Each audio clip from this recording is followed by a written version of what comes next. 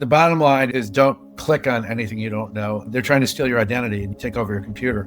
The more you're connected, the more you're vulnerable. You don't know what's real and what's not real. And the other thing is that the dark, deep web, which is a mechanism for a lot of the illicit and horrible things happening, has been a conduit for sharing a lot of these new AI tools. There's nowhere to hide with AI. It finds the gaps and it goes after them. It's automated. It's more deadly. I think there's been a reckoning in our strategic posture. We have not invested enough into understanding AI, which has had very little security measures put in terms of cyber particularly, and also quantum. This is a new world, and who's ever going to dominate it is not going to dominate it from sending troops in. They're going to dominate it from having the ability to do both kinetic and digital attacks, control information with satellites, and have quantum AI superpowers. AI has greatly changed the landscape. It's a large-scale enterprise with organized groups, with lots of talents, also countries that are using the internet and using AI and hacking tools to usurp any target, and they're very good at it. The biggest threat consistently over the last decade.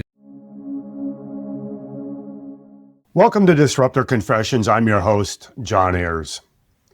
Cybersecurity affects everyone, and each of us is a target now more than ever. Today's guest sees what the public does not. He has advised the G20, he's briefed the Vatican, he's taught cybersecurity, risk management, homeland security, emerging tech, and blockchain at Georgetown.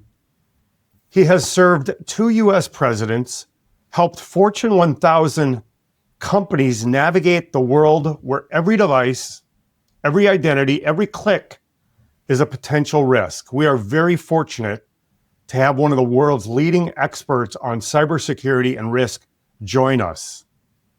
Chuck Brooks, welcome to the show. Thank you, John. Happy to be here. So listen, Chuck, I'm coming up on nearly 4 decades kind of around the tech space.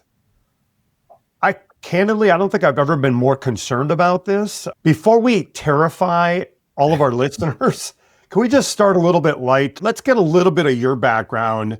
How did you come into this space? How did you start off early days? Can you just tell us who you are and kind of start Sure. there? I'd be happy to give a thumbnail sketch. I'm originally from Chicago, and I studied, as you can tell by the shirt, in graduate school. I think I was going to go into international relations and strategic studies, which I did get into that. But I came to Washington like everyone else.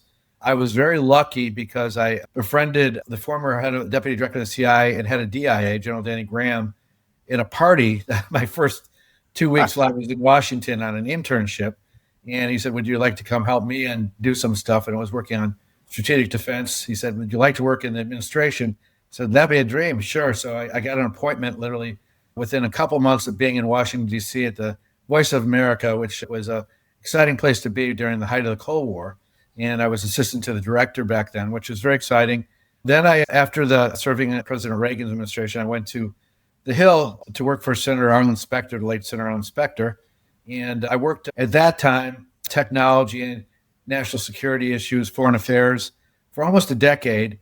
And when I started, we didn't even have computers. It was just, and it evolved to that with the disks and stuff like that. So I was getting involved in cybersecurity. Wasn't really an issue yet. But while I was there, 9/11 happened shortly thereafter, and I got a call from Tom Ridge's people, who was the new first director of the Department of Homeland Security, and he said, would you be interested in joining us in helping set up the Department of Homeland Security? I said, yeah, that'd be a dream.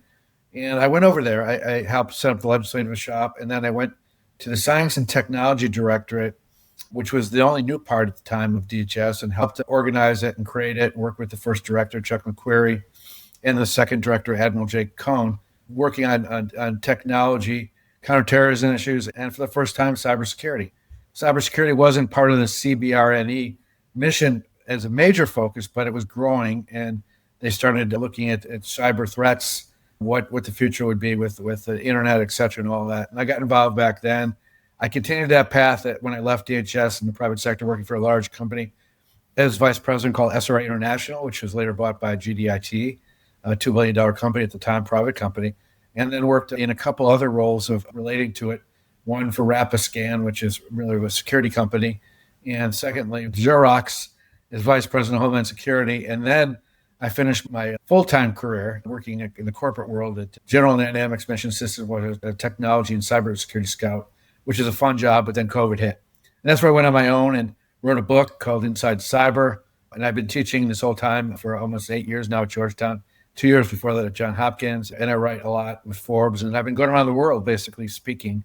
And it's been very busy, but the whole ecosystem has really changed in a drastic way, good and bad. And so it's exciting to be in this place right now where everything's sort of merging between the physical and digital. I want to thank you for that kind of overview. I have to tell you, Chuck, like when I think about that in big chunks of time, going back to the Reagan era, you're coming out of school from, say, the 80s, let's just say 1985 to 2005, right? You have these milestones happening. Cybersecurity isn't really a conversation, probably not really a term at the point. 2001 happens, 9/11 happens. Now we have moved to 2026 here. The buckets of the first 20 years and the last 20 years, can you kind of chunk that in your mind? What did you see your first half and the last 20 years? How do you view that? In the first part, we were really part of the Cold War. So everything was like on kinetic threats, nuclear, which are still threats today, but also geopolitics. And there were not a lot of players. China was emerging, but it was primarily the former Soviet Union and the United States sort of dominating everything. And a lot of that dealt with strategic posture, negotiations, the fall of Berlin, all those things happened. And then you saw a different era where you had when Yeltsin came in and others came in, and there was a lot of immigration to the west of the Soviet scientists, a lot of changes, and it evolved more into innovation. There's a lot of innovation being put in. Apple started to get very big. You saw IBM, of course, dominating that area too. And then we started moving more and more towards digital communications, different iterations, obviously, from the big desktops to the small laptops to the phones. And then you see that what is really an amazing expansion of connectivity with the Sprint, the telecoms, and everyone else going wild in the late 80s, early 90s, and 2000s. And now you have really easy connectivity, bandwidth, and technology now that brings everything to the edge. So you're in a new era where everyone, I think their entire life, basically starting with their laptops in school through their careers, now is involved in a different medium.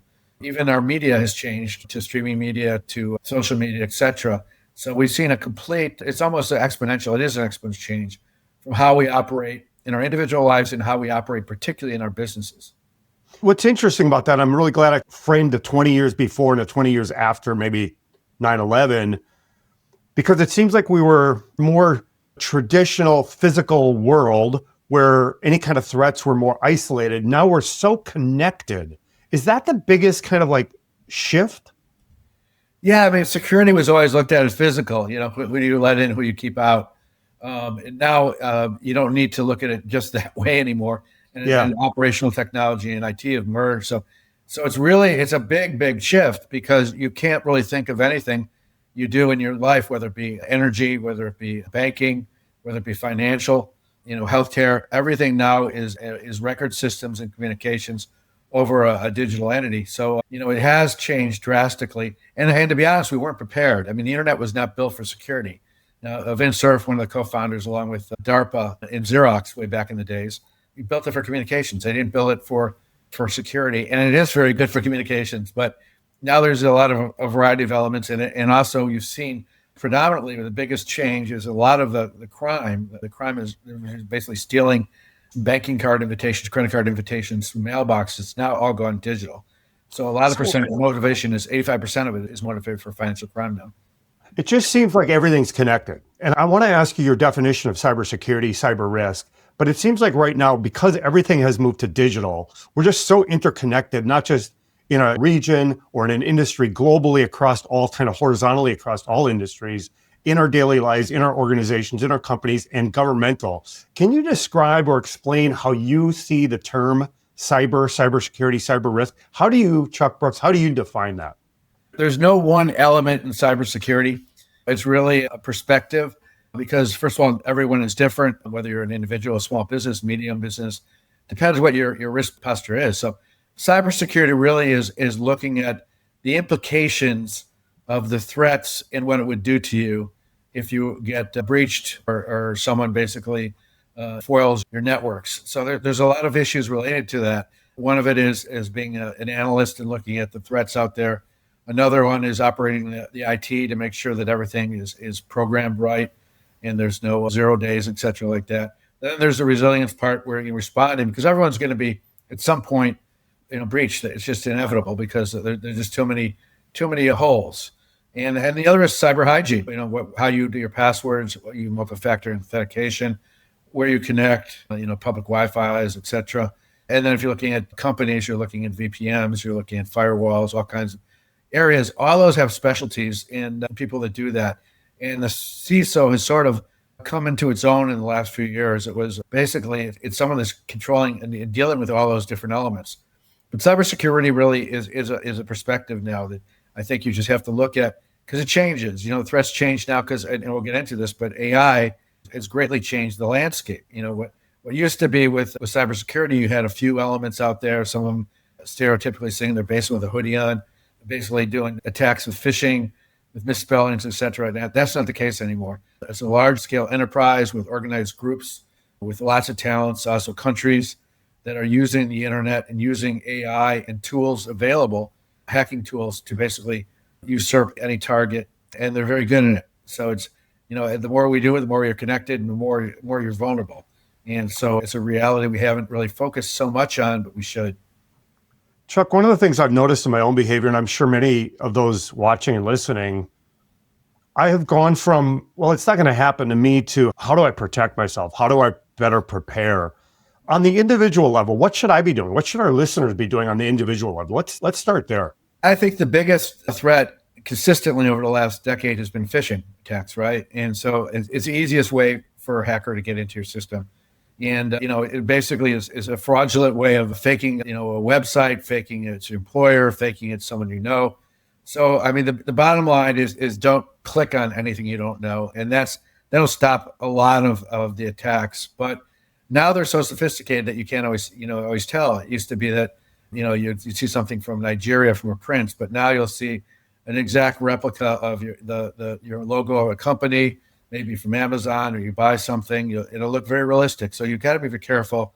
And that's just one element. Again, you really want to make yourself the lowest hanging fruit, and you want to make it difficult for them to get in. So you should have multi-factor authentication. It's an essential thing right now. It's not invincible. The very sophisticated hackers get around it, but it stops a lot of the attacks, because if you can confirm, if you're they're trying to steal your identity and take over your computer. If they can't do that easily, then you create a lot of barriers, like a facial recognition, irises, fingerprints, phone calls, texts, whatever. It becomes more of a hassle. They're going to go for the easier targets. So that helps. And believe it or not, passwords still matter. 1, 2, 3, 4 still easy. The most basically breached password there is. They're easy to figure out. They're going to be more easy now with quantum coming online and AI already out there, so that they can figure them out. So, to make them, more difficult is essential, and also to change them. And the other thing is with nowadays, you don't know if you've been breached, because you may have done an online transaction, or you may have gone, registered your email or your phone number on a business thing or whatever it was, and they may have been breached. So you have to monitor basically breaches that have happened to see if your passwords or your email has been stolen, or social security. And so that's a really prudent thing to do. And again, if you change your passwords a lot, you won't have to worry too much about it, but it's a hassle, and they're password managers. But those are the basics I think that everyone could do. Chuck, those are aspects that people have been told for some time. I'll literally say years, maybe longer than a few years. Basically, don't click on something, be diligent, multi-factor authentication on the individual basis, on the individual level. Can I ask you, on the company level, are we dangerously unprepared, or do you feel like it's getting better because we're becoming more informed? And then at that CISO level, do you see that companies are getting better at it? How do you see that right now? There's not really a yes or no answer for that. I mean, some are, most aren't. A lot of companies, they've been targeted with ransomware, et cetera. They've reached out. I mean, healthcare is a good industry example. I mean, they were a huge target of attacks during COVID. And none of them really had any CISOs or security, very few. And they've been forced now to do managed services, build the security inside their networks, et cetera. It's getting better. They're still getting hacked. Financial is also attacked. Universities also being very attacked. So, when you mention that, that individuals have been told these things, true, it's hard to really have it sink in. And it's so easy to do, but most of us are just laissez-faire when we do things and we don't think about it. And the bottom line, I think, right now is that you have to look at everything you open and think about it, because it only takes one time to get through. And again, it's the risks and rewards of not doing it are too great. And some of this stuff now, there's automated security, threat detection, all kinds of things, mitigation programs out there. Still the antivirus, all that stuff is usable and worthwhile, but you have to realize that it's not complete. And anyone, it doesn't matter how much fortified you are, can get hacked. And we see that every day with these large companies that have some of the best teams available are routinely hacked. Chuck, how to respond. We'll get into AI in a bit, but I want to go back to COVID. You mentioned COVID, and there's a couple of big milestones, I think, that have hit us as humanity, right, globally. Yes. COVID is one of them. How did that change your thinking? How did that accelerate your approach? How did that accelerate the cyber risks that we're seeing? Can you talk a little bit about that? I think it forced digital transformation to be earlier. When we had COVID, we were all isolated, right? And then we switched our businesses and our communications largely to Zoom calls and other things like that. We did all our things online. Everyone sort of switched all the buying. Everyone started buying Amazon. We didn't go to stores anymore. We became more digitally aware and more digitally dependent. And so I think it greatly accelerated that digital transformation where everyone, whether you're, in any household or their business, was forced to be digital. So that being said, it opened up a lot of new threats. A lot of people were away from the office that had traditionally protected them, right? They had now, instead of like 2,000 people in one office, you have 2,000 separate offices attached to the one office. So it created a lot of vulnerabilities at first. A lot of them were patched up because one of the things they couldn't do is automatic patching very easily, but now they fixed a lot of that. It's become much better. And also, I think the device makers themselves, the computer manufacturers, built in more security, more software options. So I think that the tools are out there to help protect us. But, I think COVID, really brought everyone's attention to it. And I think that once you were, in particular, a small business or a medium business, and you had to rely on it yourself, you were forced to learn. So I think there has been a change, but it's not big enough a change because there's still a huge amount of the population that remains ignorant of cyber security. And another portion of the population doesn't care about privacy. So we've seen a lot of changes culturally since then. And I think it's more of a younger generation attitude that very few of them really do any cyber hygiene. Some overshare, and they have different attitudes than maybe the older generations that were running the businesses and had to deal with a lot of these issues. So I never really heard COVID framed that way, Chuck, but I love it. It resonates with me that it forced transformation for companies. As you mentioned, buy online, pick up on store, everything became like a digital exchange, a digital transaction. So that happens to individual, and that's not just in the US, that's global. It's happening in EU and APAC, LATAM. So it's regional and global in that sense. So you have individuals' behaviors changing, phishing and spam traps continuing to happen. They're getting more sophisticated. As you mentioned, no longer is it, this odd worded email from a prince who's going to give you $10,000. It's very much social engineering communication, not just in email, it's in mobile and a lot of other spaces. Kind of coming out of COVID, how are we doing today? And I want to ask this in the context because we'll get into AI for sure, but it just seems like criminals are getting way more sophisticated. So how are we doing in the terms of how sophisticated criminals are doing this? What are they doing today? First of all, with cyber, there's an asymmetrical advantage for criminals because, right, they're the ones attacking, and they'll have to get lucky once, and you don't know who they are. So and no one's going after them. So they're getting more sophisticated because a large amount of the state-sponsored money, particularly from the Chinese and the Russians and the Iranians and North Koreans, have gone because it's been lucrative. In fact, for North Korea, they financed their defense budget on stealing cryptocurrency. And you're seeing in Russia, loosely affiliated, not so loosely, but with a lot of these organizations, they were testing critical infrastructure. For the most part, most of them were involved in financial crime. So they've recruited some of the best hackers out there in some of these organizations. They were good anyway. They thought out of the box from Eastern Europe. Has always been very good. The Chinese threat has been a little bit different. It's been more economic, but stealing IP, targeting Silicon Valley, universities. It's still a threat, right?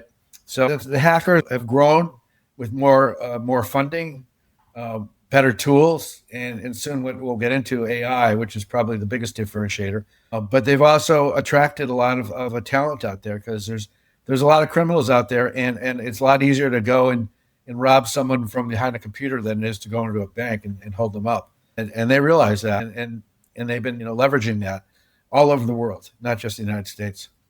Chuck, are you more worried about cyber risk, cyber threat for the individual or for the corporate, educational, institutional level? I'm worried about both. I mean, it depends. If you're looking at large corporations right now, they tend to be resilient in addressing those issues, even if they're big ones that get hit. And some big ones have got hit. And, banks have gone down and millions of records have been stolen. Change Healthcare, it's a good example of that. But they seem to be resilient because they're able to write off the costs or endure it. The individuals and small, medium businesses, mostly small businesses, are a different type of category. If a small business gets hit, there's a good chance they're going to be out of business. Most of them don't have expertise. They lose their data, their reputation, they're gone. And individuals, there's just so many of them. And so it's hard to put them in a category, but anyone could be held for a ransomware attack. Anyone that has any kind of resources is a potential target. And I would say that small businesses and individuals are the biggest threat because they're too easy. Well, it's interesting. This podcast, often I refer to it as a podcast for the rest of us. You actually alluded to this.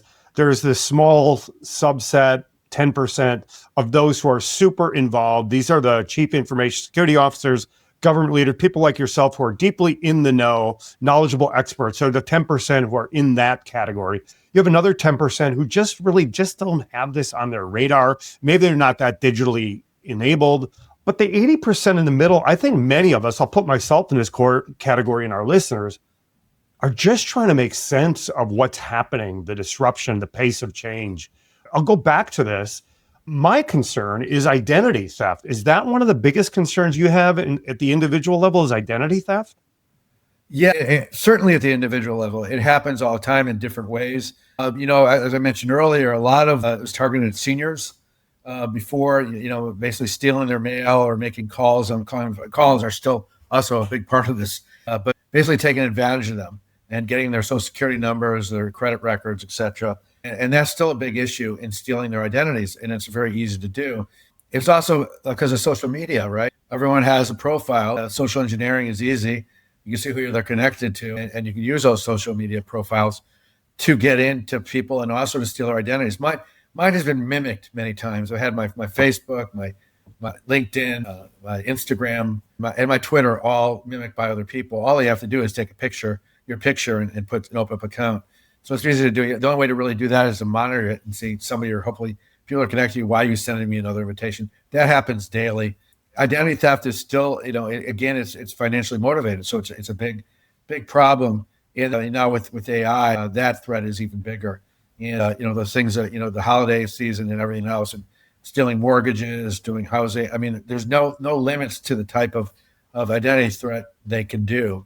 And criminals know where the money is, and they know how to do it. And the other part of it is they rarely get caught, and they can hide behind anonymity out there on the net. So this might get a little bit deep into the weeds, but I was reading about this term polymorphic malware. First, explain what it is, and second, why is it so dangerous?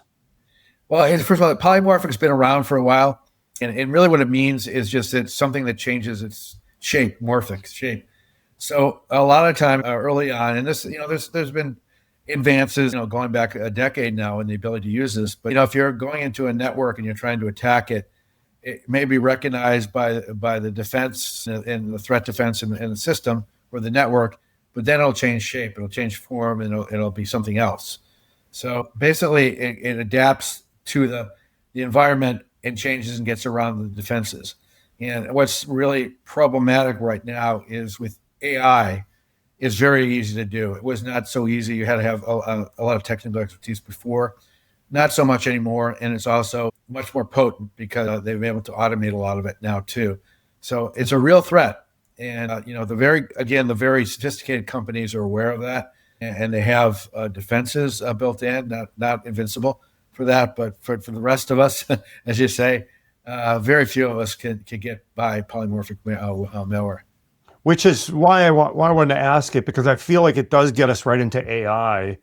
How are attackers using AI today? What are you seeing, Chuck, in the space of hackers who are leveraging AI to automate and accelerate and go deeper into cyber?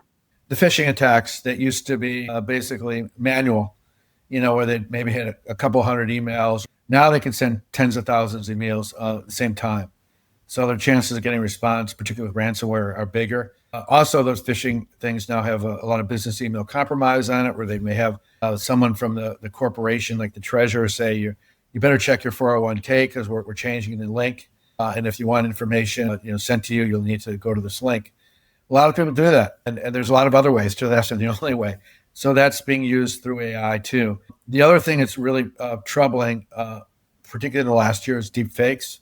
The graphics now being used and the video capabilities being used are very difficult to distinguish if they're being real or not real. It's a pretty amazing. I mean, you can go on there and see cats playing violins or dogs cooking. It looks very realistic. Think if they can do that, what they can do with people changing their speech? And they do it all the time. They take public figures, they take others, and so you don't know what's real and what's not real. So that's being used right now. And the other thing is that the dark, deep web, which has been sort of the mechanism for a lot of the illicit and horrible things happening, has been sort of a conduit for sharing a lot of these new AI tools. So these hacking groups are now going and sharing and selling each other. Not only are selling and buying the tools from each other and exchanging it, they're selling the victims. So let's say you get hacked and pay a ransomware and you're a college. All of a sudden, hey, this one paid. You got him now too. We gave him as part of his data back, but you go get it. So that the problem is now there's nowhere to hide with AI. It finds the gaps and goes after them. So you're right. It's automated. It's more deadly. It can do polymorphic, and you're seeing really two different types of AI. The first, which came out a few years ago, which is a generative AI, where you prompt and you ask questions, and now you have agents, agentic agents, which are programmed to basically be personas. So they may say, okay, how do I get into a network and pretend I'm a human resources person? What prompts would I need to use to get this information? There's all kinds of ways they're building these agents for cyber attacks, and they're pretty deadly. So that agentic era is a very scary one too with AI. And AI is also learning, so it's getting better. What used to be a lot of grammatical mistakes or context mistakes, with their using large language models, now they're correcting themselves and they're getting better every year. So we're not at a super intelligence level yet, very primitive, but still it's at a level enough to do a lot of damage on the internet and to anyone using the digital realm. So AI is certainly right now, currently, the biggest threat and the biggest enabler for hackers.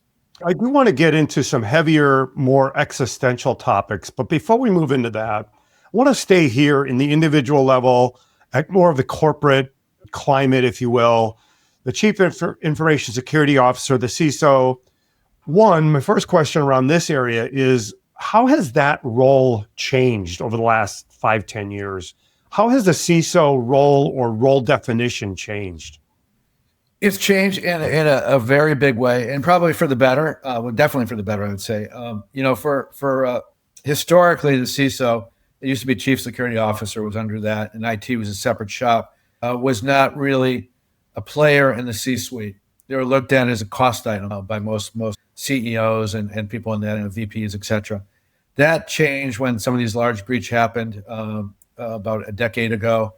Not everyone took notice, and they still treated CISOs that way. But gradually, and even more so now, the CISO is part of the C-suite.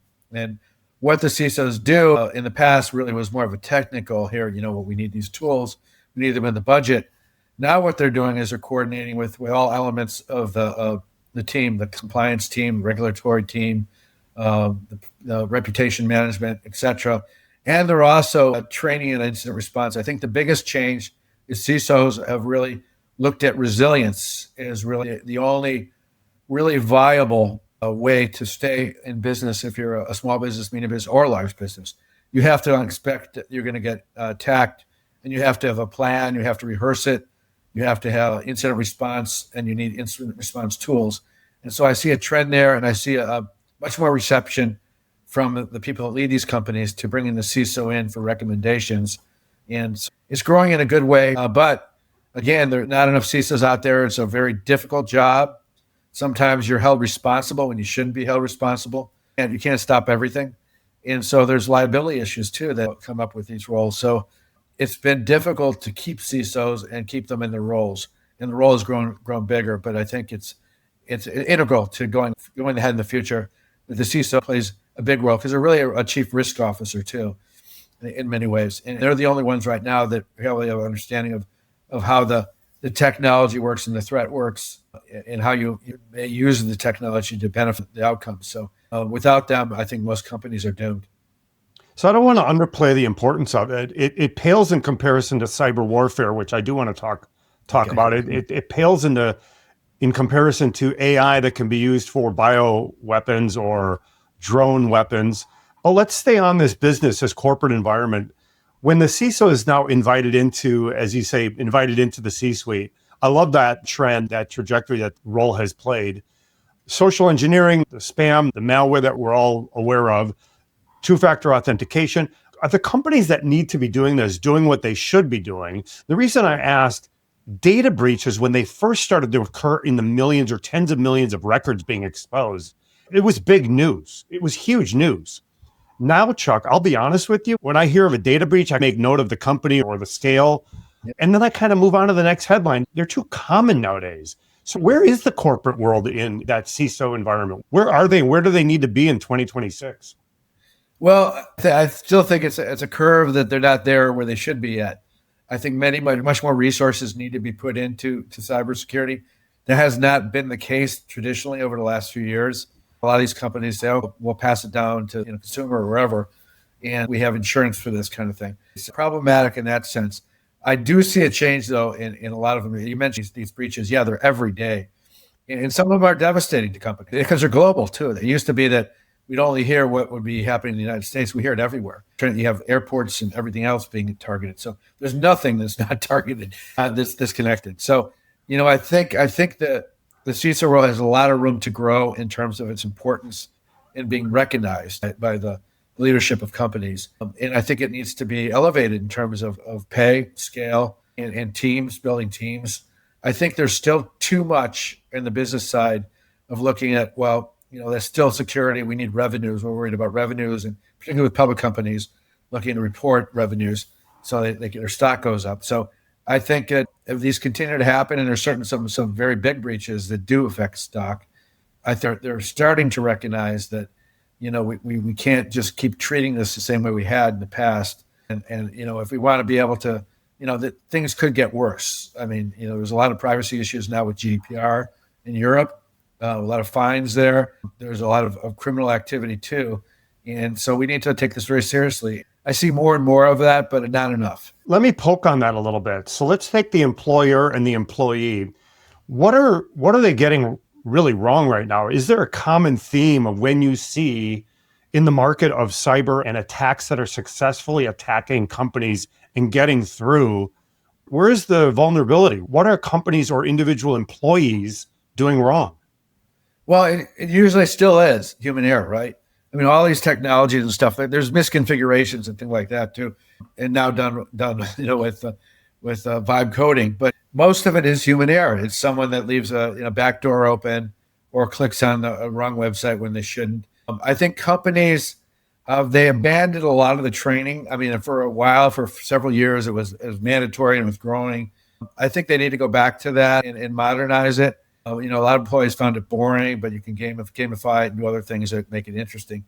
But I think also, depending upon what kind of company you have, I've worked for defense companies, and you're limited sometimes by the company of where you could go on the net. And I think that's probably where a lot of things will have to go. Employees, no matter what you do, they mix their personal and their business often. They tend to not follow rules. It's just human nature. So you have to build that into your security posture. And there are some behavioral type things that are being done now. So it can be recognized by the CISO if someone's visiting a site they shouldn't visit, or if they're sending emails that should not have the attachments, etc. They get recognized and they're flagged. I think you're going to have a lot more sort of AI on the side of good. And I think that's where a lot of companies are sort of looking at. Unfortunately, most of them are looking at AIs in terms of productivity and how they can bring more revenue rather than AI in terms of security, and then look at how we bring more revenue. So we think you have the same obstacle to get around that we had before. But AI is an enabler, and it certainly can exponentially help your defense posture, as well as, the bad guys using it. The good guys need to use it too. So in the corporate world, I'm very familiar with the training, the cyber training. It's kind of regular, required training at companies that I've worked for and colleagues of mine. So I know that's there, but you're saying that you think we should double down on that. We should uptick our training around cyber. I think you need to, but I think you make it more interesting. I think you need to do tabletop exercises to involve employees more in outcome, not just the C-suite and higher ups. You got to go bottom down, bottom up. Basically, make them vested into the process. You're right. A lot of these things, you have to click on whatever, watch a video. People get bored. They come back to it. It's just not that effective. There's also a couple of companies I worked at, ran a lot of their own phishing attacks internally on purpose. And they tell you, and it's still 85% of the people clicked on the fish. So they're generating their own fake to their employees. They were employees too, and they still make the mistake. So you said a lot of employees blur the lines, the personal, professional, even though they might have, a laptop that's issued but the blurring of the lines is also growing because of AI, ChatGPT, Google Gemini. If a company has single sign-on behind kind of a firewall of sorts, can you help us understand how that helps, where the vulnerabilities are in that context? That's an interesting thing, because a lot of companies now are adopting their own AI. So I know a bunch of examples from actually people that were students in my classes. They actually have an AI that's approved, but it's behind the single sign on the company. So, you can use that AI. They know you're using it, and they encourage you to use it because they realize that in productivity cases, it certainly helps in a lot of areas. So you're seeing more and more of that. The firewall between that and security is still a little bit nebulous, but you're seeing more companies adopt it rather than have employees go out and try 15 different other search engines and mix stuff on their networks. So that is a trend that is happening, and I think it's a good trend. And there's a lot of different options. I know, university where I'm at now, and we have definitely the ability to use AI through Google, but it's approved. And you also have to look at how you use it as an employee. It's not perfection, right? So you have to look at, it's good at retrieving information and synthesizing it, but you have to have your own perspective and context to how you use it. And I tell that with students too. I mean, you can go out and use AI and create a paper, but I'll know. And one thing is that it's not your own thoughts. You can go out and get, a list of things that might impact, the topic, and then put something together yourself. And that's what I tell them to do. So it's a question of how you use it. But I think most companies don't care. The bottom line for them has always been more revenues, and how they get to that is what they really care about for most of them. I often think about the phrase, is AI overhyped or underhyped? So I want to talk a little bit about the overhyped, underhyped around security and cyber risk. You mentioned the deep fakes. That was a big term a couple of years ago. We just finished a series on AI filmmakers on the podcast that really opened my eyes up to what is happening. Literally, Chuck, in the last 6 to 12 months, it's gone from, I can totally see that's an AI generated image or video, to I have no idea if it's AI or not. Yes. So that is going to accelerate. So in the context of where we've gone in that space and where we're going in other areas, is cyber security, cyber risk, are we overhyping this, or are we way underhyping it? Oh, I think we're underhyping cyber security. I mean, I really do. Like you said, that most of the population still doesn't pay attention until it's too late. And these exact things you're mentioning, these deep fakes are so realistic. And I can't tell the difference either. I mean, you can have programs that detect it, but who has the ability to keep downloading different programs and paying for them as a business or an individual? They're not going to bother. So your deep fakes are different to differentiate between reality. But so I think with those deep fakes, of course, they're used for illicit purposes. Now with the AI I mentioned earlier, with agentic AI and generative AI being used regularly by hackers, we're not overhyping cybersecurity. We're underhyping it because the ecosystem is changing. It's changing really rapidly, and because the bad guys are using it already. They're testing it out. They've Anthropic has already been used by the Chinese, so they're doing it. They're using it. And now you're able to code too with AI. So they're going to create fake codes, all kinds of things. So I think it's just a tip of the iceberg how bad it could get. And so, I mean, the only thing you really need to do is sort of isolate your data, if the critical data that you need, and certainly encryption is really required, I think now, more than ever by companies, particularly if they don't want it out in the wild. So there's certain things you can do, but no, definitely not overhyped. Well, I appreciate that. One of the things that I am observing, and we touched on it earlier, just in your career path, your kind of government background, and then your more corporate world background.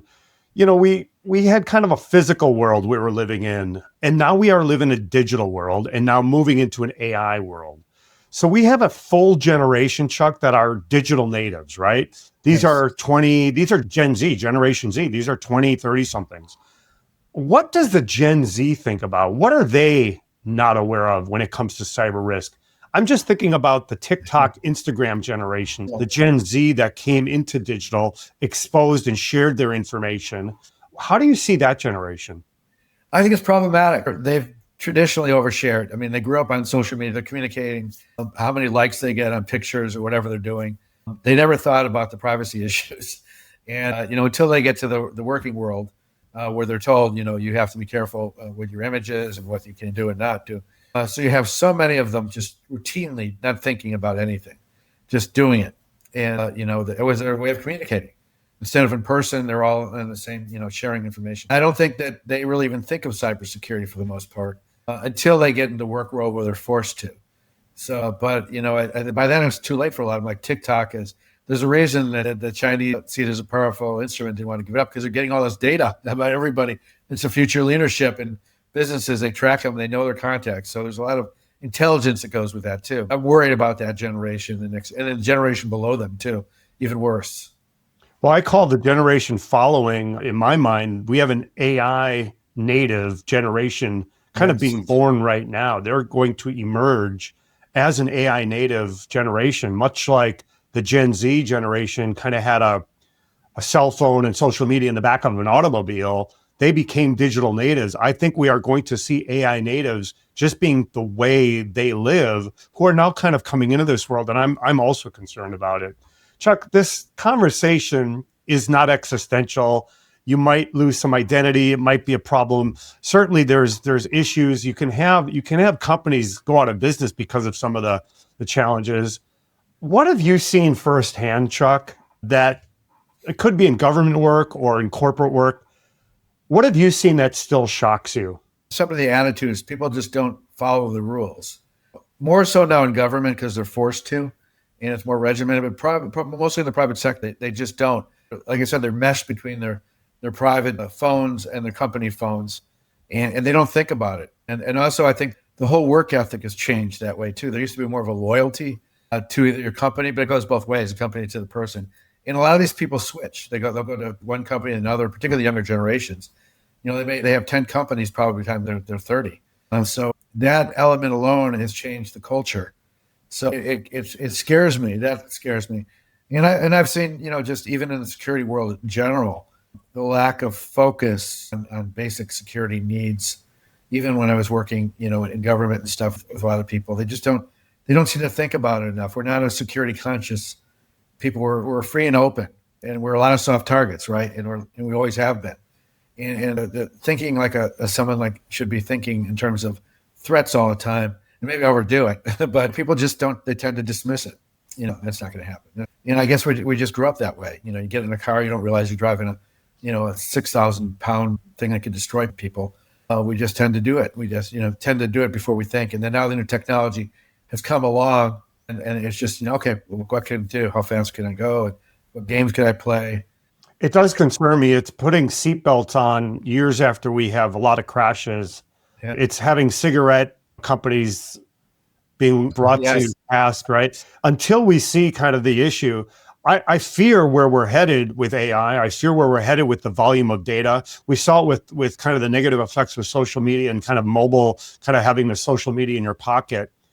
Chuck, everything you've shared and everything we've talked about so far, it affects me. It affects our listeners, the individual. It affects families. It affects employees, you mentioned small businesses can go out of business quite quickly. I often, as I mentioned, I refer to us as the 80% of us trying to make sense of disruption in cyber.